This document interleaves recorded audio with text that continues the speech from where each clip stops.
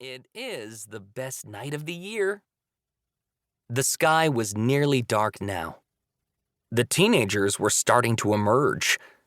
The princesses and knights replaced by zombies with spilled, dangling guts, groups of girls shrieking and taking selfies in animal onesies, and grim reapers with blood-slicked machetes.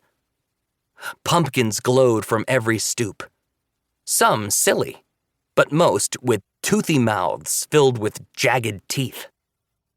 "Mama," Abby said, leaning into Beth. "It's okay. It's all for fun." They gave up on getting more candy and walked to the middle of town, cutting across Orville Avenue and into the tangle of alleys that separated it from Main Street. The alleys were a common shortcut for people walking to the square, but Abby never liked them.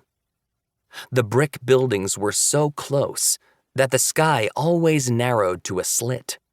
It made her feel like she was walking into a dungeon. Abby huddled ever closer to Beth as they passed a couple of grown-ups who kissed and laughed and smelled like beer. The pair separated just long enough for Abby to see the woman's face, which was painted red. "Happy Halloween, little bee," the devil woman growled as they walked past. Abby buried her head into her mother's waist and refused to look up until they were out of the alley. "Hey, we're through. Check it out." Abby looked up and saw Pearl Park, a wide span of lush grass and gigantic willow trees contained within the town square.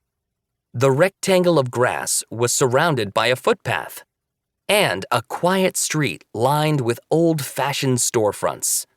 Coffee shops, sandwich stores, and pizza joints threw open their doors and pulled tables out onto the sidewalk for Halloween.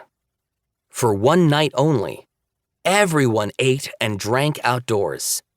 Dogs on and off leashes chased each other across grass, dressed up like devils and hot dogs. In the center of the park was the Fountain of Bacchus, a massive pool of dancing water with an enormous classical statue in the center.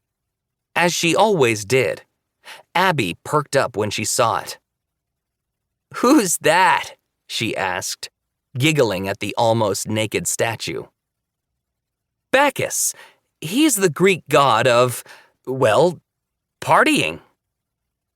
The statue itself was 10 feet tall and perched on top of a pedestal that stood over 12 feet tall. The bronze had gone green over the years, but Bacchus's frivolous grin remained undimmed, and he tirelessly held his cup aloft, as if raising a toast to the world. "He's not wearing clothes," Abby said with another giggle. "I know, baby." They made a full circle around the park, just so the pair of them could see the decorations. The hanging willows were draped with purple lights, and ghosts hung and swayed in the breeze. Even with all the laughter and music, the scene was surreal and unsettling. And Abby realized she was quickly getting her fill of Halloween. They turned the corner at the far end of the park and headed back home, passing the cemetery. It was the only part of town that wasn't decorated, a detail that somehow made it more chilling. As they walked silently past it, the wind picked up, and Abby shivered. "Mama?"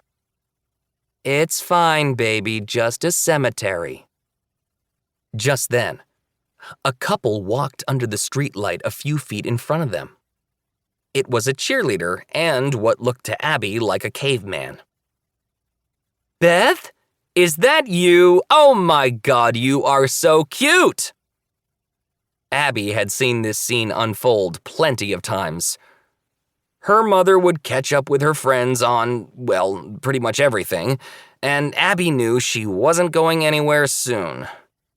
She began twirling around her mother's legs in little circles, humming to herself to pass the time.